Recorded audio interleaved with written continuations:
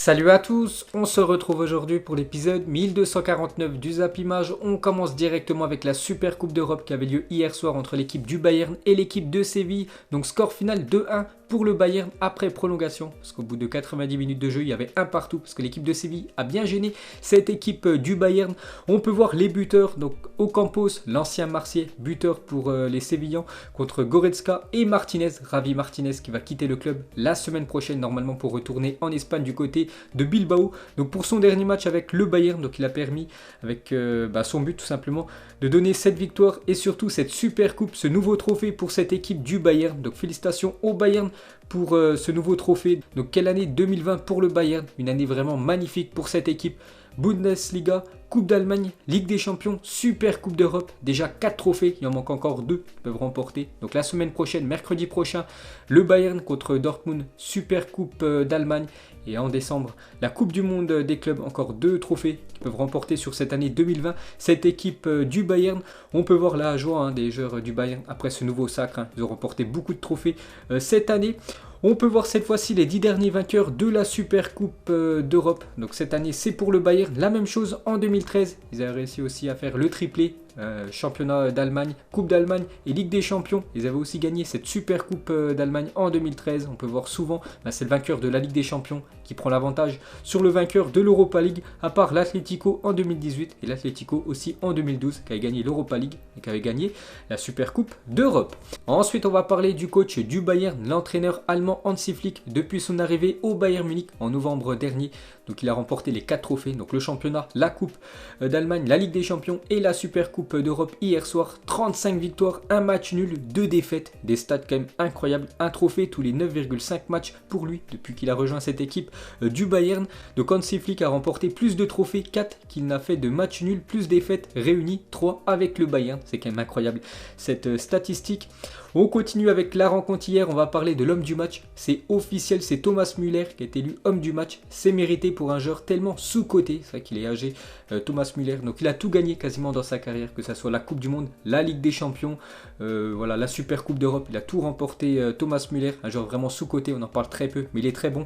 Et il est quand même plutôt vieux, je crois qu'il a plus de 30 ans. Thomas Müller, 26 trophées, est devenu le joueur allemand le plus titré de l'histoire à égalité avec Bastian Schweinsteiger, donc ancien joueur du Bayern Munich. Donc il a gagné une Coupe du Monde, 2 Ligues des Champions, 2 UEFA Super Coupe, une Coupe du Monde des clubs, 9 fois le championnat allemand, 6 Coupes d'Allemagne et 5 Super Coupes d'Allemagne. Donc un palmarès incroyable, donc il est toujours à égalité avec Bastian Schweinsteiger, mais il pourrait devenir la semaine prochaine le joueur allemand le plus titré, parce qu'en cas de victoire face à Dortmund en Super Coupe d'Allemagne, ça sera mercredi prochain, Thomas Müller deviendra le joueur allemand le plus titré de l'histoire. Donc actuellement il a 26 titres, donc il pourrait remporter le 27e semaine prochaine. Ensuite, cette fois-ci, on va parler de Leroy Sané pour ses débuts avec le Bayern. Donc, il a disputé 2 matchs. Donc, 2 matchs, 2 victoires, 2 passes D, 1 but et un trophée Super Coupe d'Europe. C'est quand même incroyable.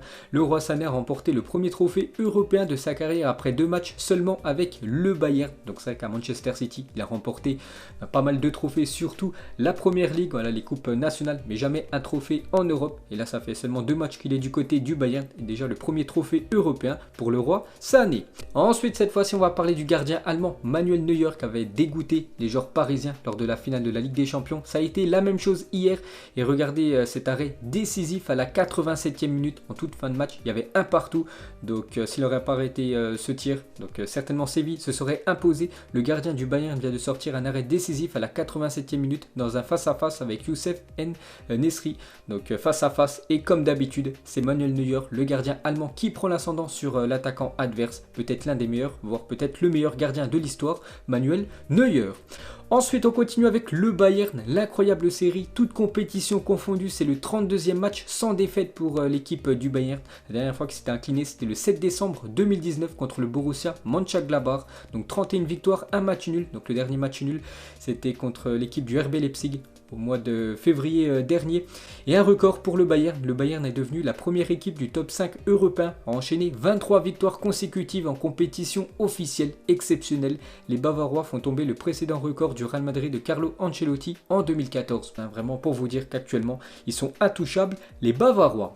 Ensuite, on continue avec les autres rencontres de la soirée d'hier. Donc j'avais dit qu'une équipe française jouait un match très important. C'est l'équipe de Reims qui se déplaçait en Hongrie du côté de Fé et Var.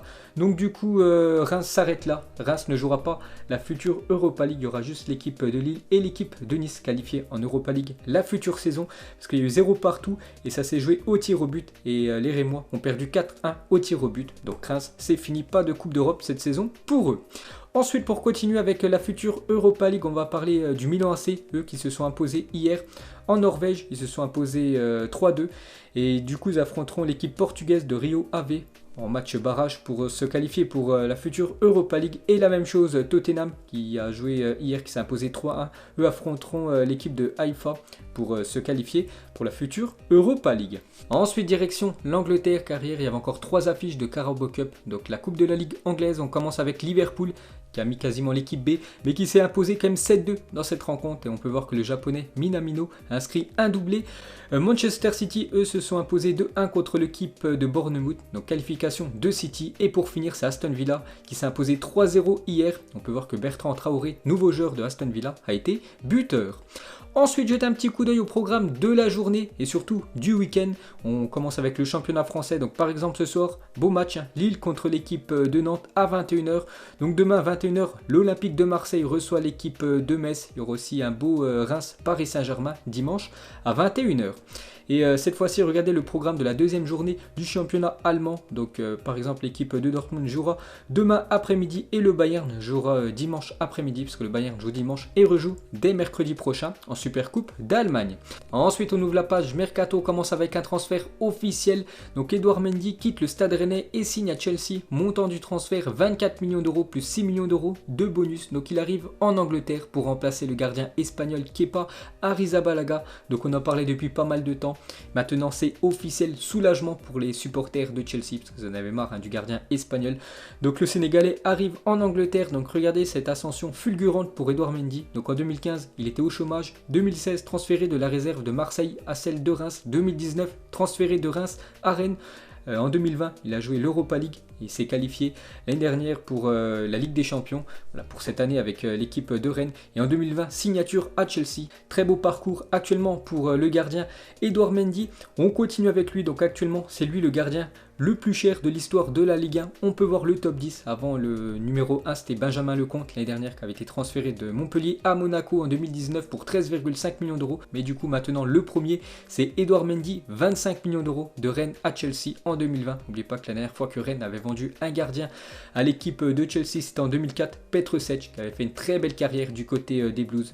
Très bon gardien, le gardien tchèque, donc il pourrait faire la même carrière Edouard Mendy, parce que c'est quand même un très bon gardien de football. On continue avec l'équipe des Blues. Regardez ce mercato monstrueux qu'ils sont en train de nous faire pour cette année 2020. Donc Hakim Ziyech, Timo Werner, Ben Chilwell, Malang Sarr, Thiago Silva, Kai Havertz et maintenant Edouard Mendy. Donc je ne sais pas s'ils vont encore recruter cette équipe des Blues. N'oubliez pas qu'il y a le fair play financier, mais pour l'instant c'est quand même le plus beau mercato pour une équipe pour cette année 2020. Et on va finir avec Edouard Mendy et le Stade de Reims va percevoir 15% du montant du transfert d'Edouard Mendy à Chelsea, soit 3 millions d'euros pour l'équipe de Reims. Et on va parler de Kepa Arrizabalaga. Donc du coup, il va certainement perdre sa place, Kepa Arrizabalaga. Donc Chelsea pourrait prêter Kepa avant la fin du mercato après avoir signé Edouard Mendy. Parce que Edouard Mendy arrive certainement en numéro 1 au club. Donc du coup, Kepa va certainement le prêter pour cette future saison. Ensuite, un autre transfert officiel, c'est Luis Enrique qui quitte Botafogo et s'engage jusqu'en juin 2025 à l'Olympique de Marseille. Montant du transfert, environ 10 millions d'euros. Lui aussi, on en parlait depuis quelques jours maintenant, c'est officiel. Il rejoint l'équipe de l'Olympique de Marseille. On peut voir qu'il portera le numéro 11 pour cette future saison.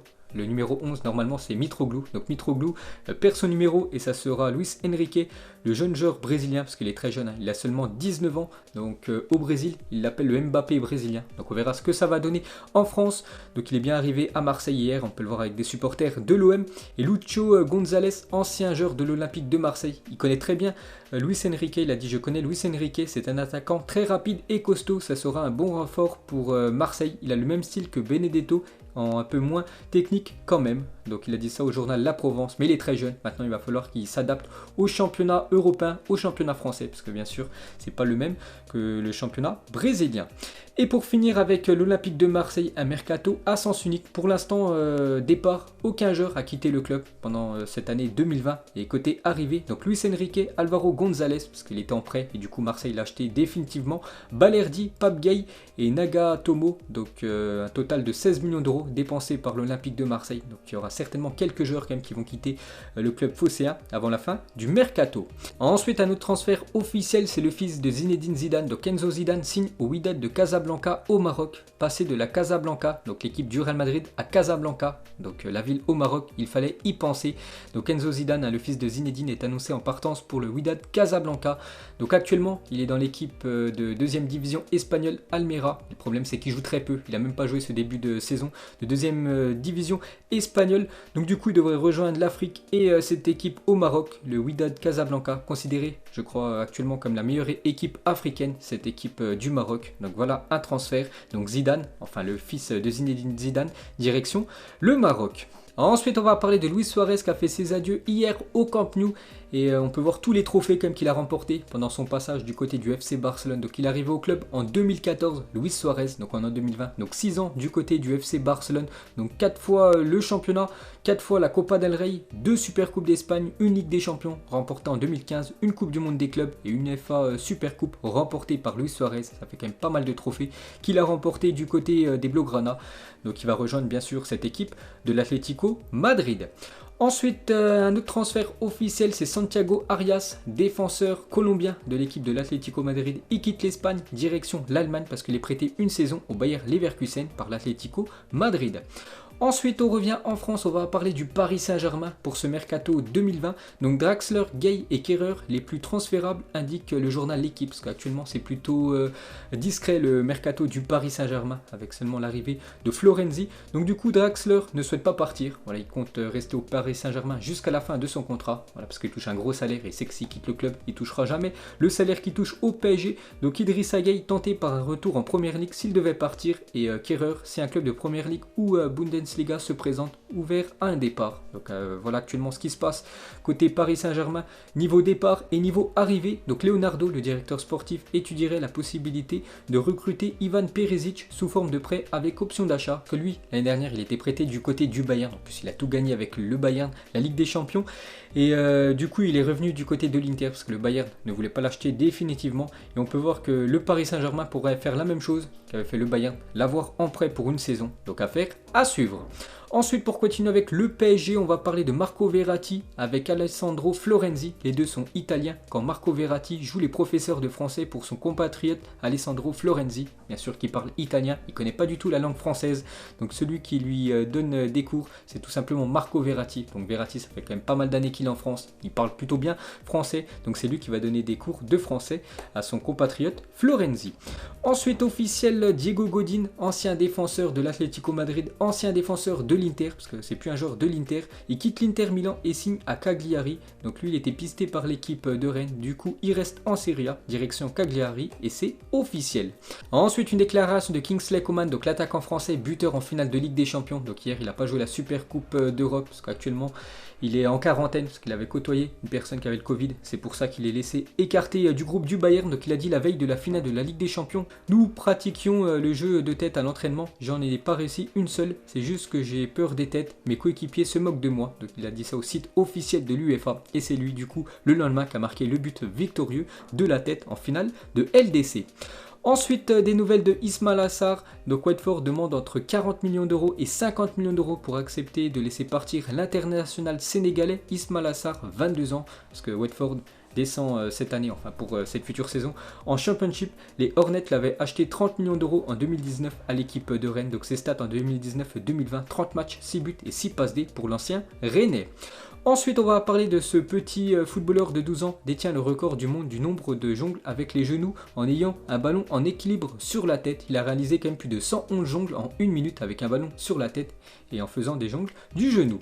Ensuite, on va parler de la marque Balenciaga, va sortir un modèle de paire de crampons, elle devrait coûter dans les alentours des 650 euros. Donc une paire noire, une paire rouge et une paire blanche. Donc après elles sont pas ouf, hein, mais elles coûtent très cher, 650 euros la paire de crampons. Ensuite, on va parler du Nigeria, vient d'officialiser ses nouveaux maillots pour cette future saison. Donc le maillot version domicile pour l'équipe du Nigeria, très beau maillot, et le maillot version extérieure. Ensuite, regardez ce stade magnifique à Sandavagur, aux îles Féroé, avec les montagnes derrière, la mer derrière, avec le village derrière, très beau stade de football. Et on va finir ce Zap Image, vous mettrez en commentaire pour vous qui est la plus forte team entre la team Adidas, la team Nike et la team Puma. Donc on commence avec la team Adidas, en gros joueurs, on peut voir bien sûr Lionel Messi, N'Golo Kanté ou même Paul Pogba. Dans la team Nike, en gros joueurs, Cristiano Ronaldo, Lewandowski, Kylian Mbappé, Kevin De Bruyne, Van Dijk ou même Ramos. Et la team Puma avec du Neymar, Griezmann, Agüero ou même Marco Reus. Donc parmi ces trois teams, ces trois grosses marques, pour vous, s'il y aurait un match, laquelle serait la meilleure? Donc moi je mettrais quand même la team Nike au-dessus des deux autres. Donc voilà les gars, la fin de ce Zap Image 1249. Donc si ça vous a plu, un petit like et je vous ferai l'épisode 1250 demain. Donc moi je vous laisse et je vous dis à la prochaine comme d'habitude. Ciao à tous!